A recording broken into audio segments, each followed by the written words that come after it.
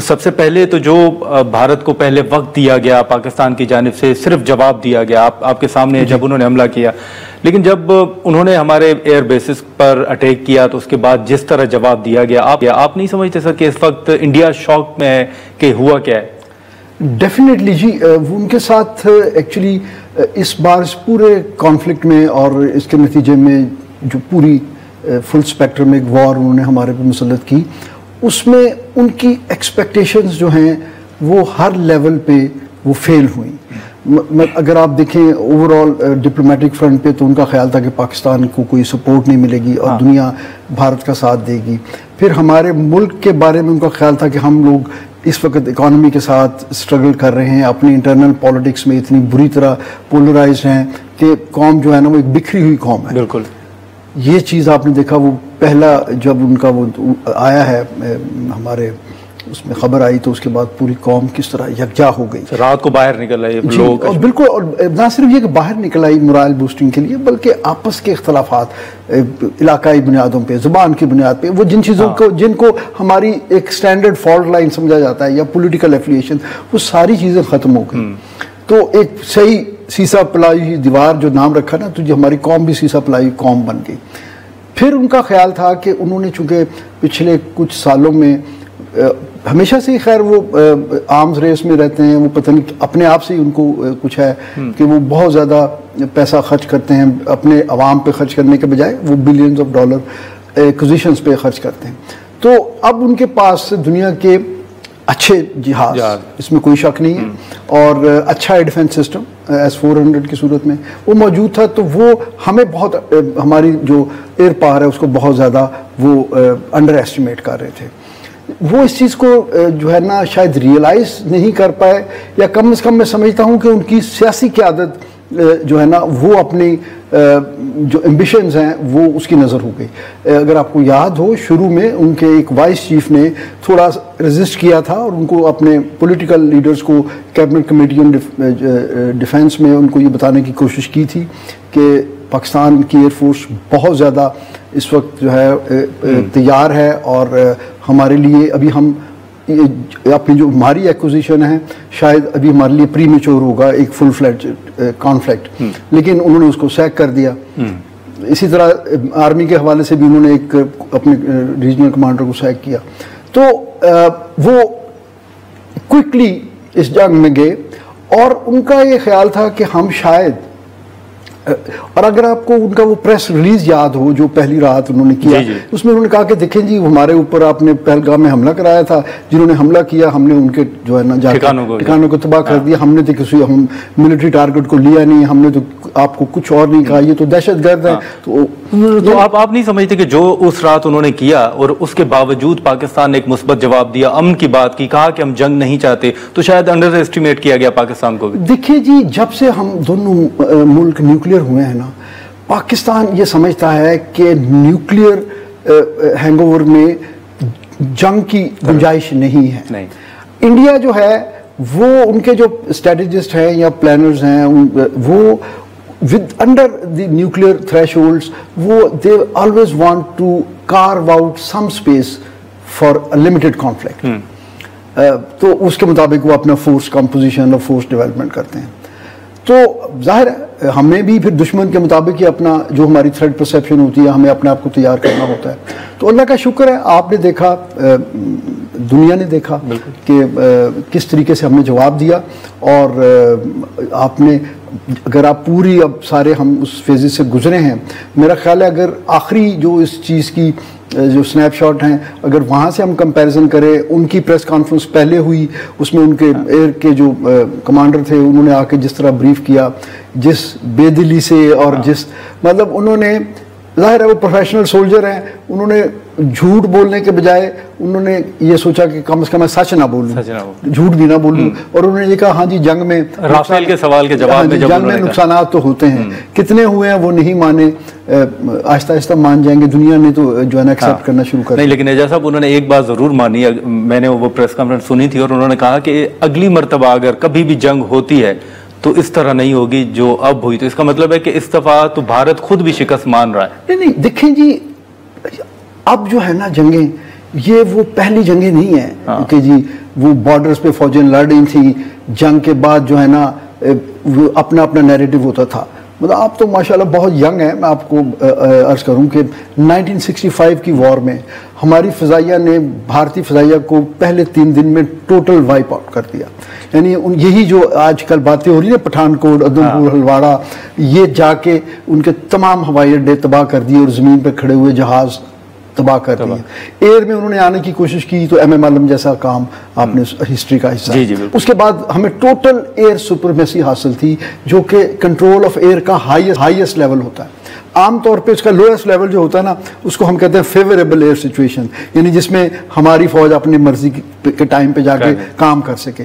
तो हाईएस्ट जो लेवल होता है ना, वो एयर सुपरमेसी का जो है होता है।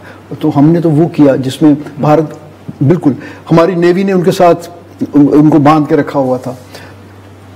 जो आर्मी थी, इन्होंने जमीन पे बहुत सारी जगह पे किया। लेकिन क्या हुआ, जंग के बाद वो उनका जो नोशन ऑफ विक्ट्री है, वो जो है ना, वो अपने तौर पे कहते हैं जी हमें फतह हुई। और पाकिस्तान तमाम तर सबूत होते हुए भी पाकिस्तान भी यही कहता है कि हमें फतह हुई। वो लेकिन जो हैं न्यूट्रल हिस्टोरियंस थे, उन्होंने जो उसका रिकॉर्ड किया। लेकिन उस वक्त की इन्वायरमेंट में और आज में फ़र्क है। आज तो यानी आप एक मिसाइल जो है ना फायर कर रहे थे तो वहाँ पे लोग बैठे उसको रिकॉर्डिंग बना रहे हैं। फिर कल आपने देखा DCS ऑपरेशंस हमारे जो एयरफोर्स के हैं, उन्होंने जो अपनी प्रेस ब्रीफिंग में उन्होंने कोई पावर पॉइंट नहीं चलाई उस तरह से, या उन्होंने कोई एनिमेशन से अपनी प्रेजेंटेशन नहीं दी। वो जो चीज़ें दिखा रहे थे वो हमारे कमांड कंट्रोल सेंटर के जो डिस्प्लेज है ना, रेडार डिस्प्लेज, उसकी लाइव पिक्चर की वो स्नैपशॉट्स हैं, यानी जो रियल है। इसलिए आप देखिए कि वो औरंगजेब साहब जो थे वो बड़े कंफर्टेबली वो ऐसे ब्रीफ कर रहे थे जैसे कोई साइंटिस्ट अपनी जो है ना किसी इजाद के बारे में बात करता है, या डॉक्टर अपने किसी मरीज की बीमारी की वो बात कर रहा होता है, क्योंकि वो ये कर गुजरे थे। सही, उन्होंने कोई बयानिया बनाना नहीं था, वो हिस्ट्री बना चुके हुए थे। तो ये फर्क है, सिर्फ दिखाना था कि ये हमने ये सिर्फ दिखाना था। और एयरफोर्स की ये बड़ी अच्छी एक ट्रेडिशन है, आपको याद होना चाहिए। हमने जब ऑपरेशन स्विफ्ट रिटॉर्ट भी किया था तो उसके बाद भी भारत नहीं मानता था कि उनके साथ क्या हुआ, हालांकि अभिनंदन हमारे पास था, जहाज का मलबा हमारे पास था। फिर हमने एयर हेडक्वार्टर में इसी तरह DCSO जो उस वक्त थे, उन्होंने जो है लोगों को इकट्ठा किया। हमारे जो नेशनल चैनल्स के और अखबारात के लोग थे, इंटरनेशनल ऑब्जर्वर्स को भी बुलाया और उनको इसी तरह डिटेल डीब्रीफ किया अपने पूरे ऑपरेशन। लेकिन एजाज साहब, आप समझते हैं कि अब ये मामला चले, सीज फायर बातचीत हो रही है, अब आप समझते हैं कि पाकिस्तान के लिए एक मौका भी है कि इससे फ़ायदा उठाना चाहिए, बातचीत होनी चाहिए, फिर वो मसला कश्मीर हो, दहशतगर्दी का खात्मा हो, भारत की इन्वॉल्वमेंट हो दहशतगर्दी में, उस पर भी बात हो? देखिए, ये जो आपने बात की है ना, ये इसमें एक और चीज़ ऐड कर लें, आबी दहशतगर्दी को ऐड कर लें। ये कार्डिनल पॉइंट्स हैं एनी फ्यूचर डिस्कशन के, और उसमें पाकिस्तान का केस बहुत स्ट्रांग है इंटरनेशनल लॉज के मुताबिक भी और हर तरह के कवानीन के मुताबिक। लेकिन बात यह है कि इस वक्त हम पोजीशन ऑफ स्ट्रेंथ में हैं, मिलिटरीली हमने उनको हराया है, लेकिन वो क्या इतनी आसानी से बातचीत पे एग्री कर जाएंगे? ये एक सबसे बड़ा सवाल है मेरा। अगर आप इसमें एनालिसिस लें तो I would say the answer is no. अच्छा, क्योंकि भारत जो है वो ऐसा मुल्क है जिसने आज तक पाकिस्तान का वजूद ही तस्लीम नहीं किया, तो वो कभी कॉन्फ्लिक्ट रेजोल्यूशन की तरफ जाते ही नहीं है। देखिए, हमने 1948 में कश्मीर में उनको दबोचा हुआ था, ठीक है, वो भागे भागे नेहरू साहब जो हैं वो यूनाइटेड नेशन सिक्योरिटी काउंसिल में चले गए, वो लेके गए, हम नहीं गए। वहां पे ये रेजोल्यूशंस पास हुई और उसके बाद उसकी फर्दर रेजोल्यूशंस हुई, लेकिन क्या हुआ, 65 की वॉर भी हो गई, 71 की वॉर भी हो गई, लेकिन UNSC की वो तमाम करारदादें जो है ना वो अभी तक पेंडिंग है, बिल्कुल पेंडिंग। फिर 72 का शिमला एग्रीमेंट हुआ, तो उसमें भारत ने कहा कि जी ये हम इसको बायलैटरल हल करेंगे, यानी इंटरनेशनल से बायलैटरल पे आ गए, हम वो भी मान गए, अमन पसंदी की खातिर हम वो भी मान गए। लेकिन क्या बायलैटरल कभी हमने उस मसले को हल किया? हम तो उनको दावत देते हैं, आए कंपोजिट डायलॉग करें, तो उसके ऊपर बात करें।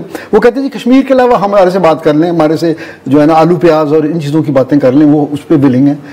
कश्मीर का मसले पे बात नहीं लेकिन एजाज साहब बिल्कुल आप दुरुस्त फरमा रहे हैं। पहले भी अगर आप देखें तो मसला कश्मीर पर भारत का हमेशा एक मौक़िफ़ रहा है कि वो किसी तीसरे मुल्क की सालसी को कबूल नहीं करते।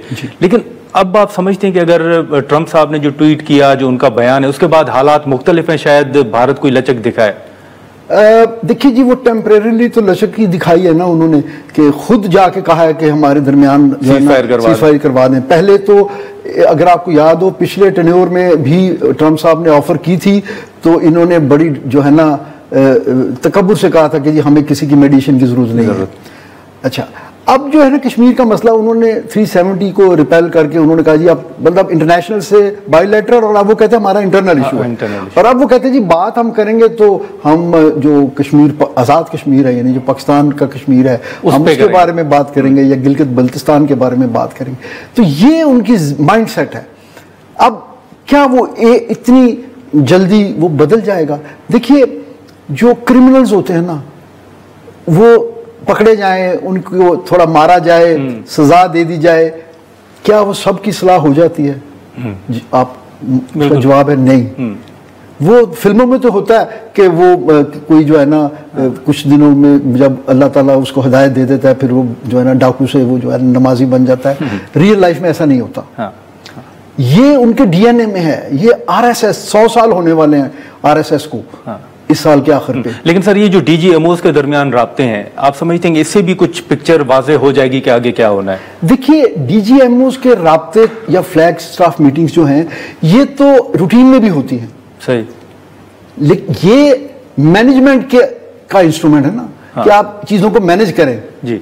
अगर सीज फायर होगी तो सीज फायर को मैनेज कर लें, लेट से, जो पहले 2022 से भी हो रही थी। ये रेजोल्यूशन का तो फोरम नहीं है ना। बिल्कुल, रेजोल्यूशन का फोरम जो है वो तो हायर लेवल पे होगा ना। बिल्कुल, जिसमें वो लोग जाएंगे जिनके पास ये मैंडेट होगा बात करने का, मसला करने का। तो मेरा ख्याल है वो टाइम गेन करेंगे और फिर कोशिश करेंगे कि कुछ और चालाकी करें। हमें उसके लिए तैयार रहना चाहिए, और आई एम श्योर कि हम तैयार हैं, क्योंकि हमारा मकसद बड़ा क्लियर है जी। हम अमन चाहते हैं, हर कीमत पे अमन चाहते हैं, लेकिन हम अपनी जो है ना मुल्क की सालमियत या जो वकार है उस पर कॉम्प्रोमाइज़ नहीं कर सकते। ये एक सिंगल लाइन है, जंग या नो जंग। हमारे जो मुल्क की सालमियत और मुल्क की वकार है ना, उसकी खातर हमारे फौजी, क्या पायलट्स, फौजी सेलर्स, वो तो ट्रेंड है ना इस काम के लिए। मैं कहता हूँ हमारा जो है ना एक बच्चा जो स्ट्रीट में है ना, वो भी इस चीज़ को कभी इस पे कॉम्प्रोमाइज़ नहीं करेगा।